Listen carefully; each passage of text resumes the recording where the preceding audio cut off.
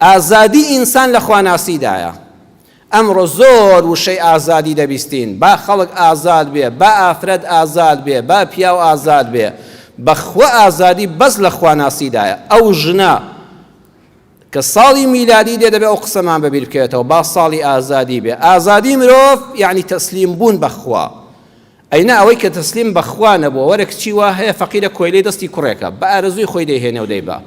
کوڕی وا هەیە کۆیلەی دەستی کچێکە، چی بوێ پێی دەکا. پیاوی وا هەیە کۆیلەی پارەیە، پارە هەموو شتێکی پێ دەکا.